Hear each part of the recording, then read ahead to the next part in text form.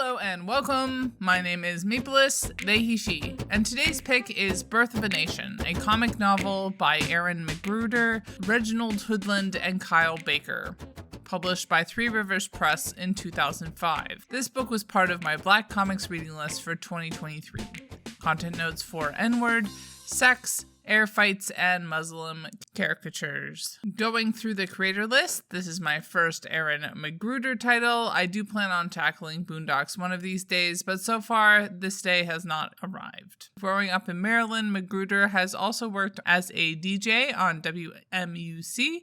He developed the sitcom Black Jesus for Adult Swim, and in 2002 used his position as keynote speaker at the H2K2 conference to say he believed that George W. Bush was, quote, somehow involved either directly or indirectly in the attacks on New York City on September 11th, end quote. Reginald Hudlin should be a much more familiar name to my channel. For a more fulsome bio, check out my review of Milestone Returns, Static Season 1 by Vita Ayala and Reginald Hudlin et al. I'll also be rereading and reviewing his contribution to the Black Panther universe soon. And last but never least, we have Kyle Baker, who I haven't read in a while, but I did review his powerful work, Nat Turner, back in 2021. Check it out for a full biography. What kinds of keywords came to mind reading this volume? Speculative political fiction, suppression, Bush, independence, president, banks, military, satire, Jesus, and assassination. The summary is, quote, a contemporary political satire follows the events surrounding East St. Louis's secession from the Union in the face of thousands of disenfranchised voters,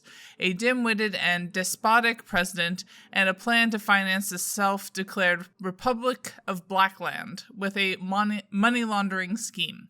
End quote. Chris Rock apparently describes it as, quote, makes the art of war seem like the art of bore. End quote. An interesting art style and page layout. It's definitely more of a political satire sort of style and not something I would generally see as nice.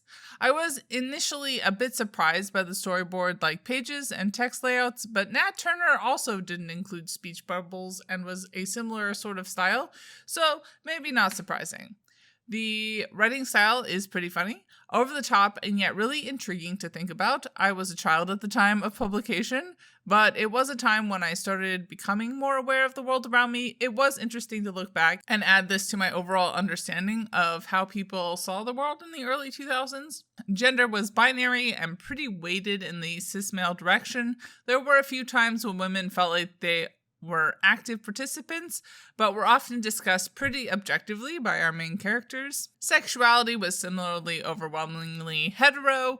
Race was obviously outside of the majority of stories that center whiteness, which is generally good enough for me, but I definitely felt like the creative team threw Arabs/Muslims under the bus that was bulldozing over them at the time.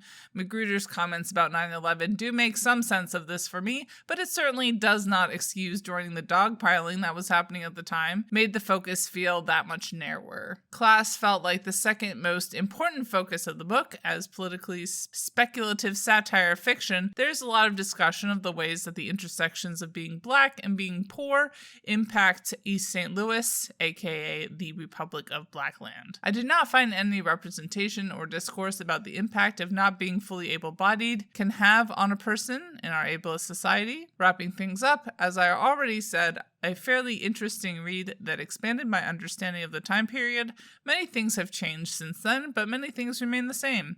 I think I'll give it 3 stars. Bye y'all, keep reading, and stand with striking workers. And Literally Graphic is created on land that should be given back to the traditional landholders, which in this case is, to my knowledge, the Mississaugas of the Credit First Nation, an Anishinaabe people, the Haudenosaunee Confederacy, and the Huron-Wendat Nation.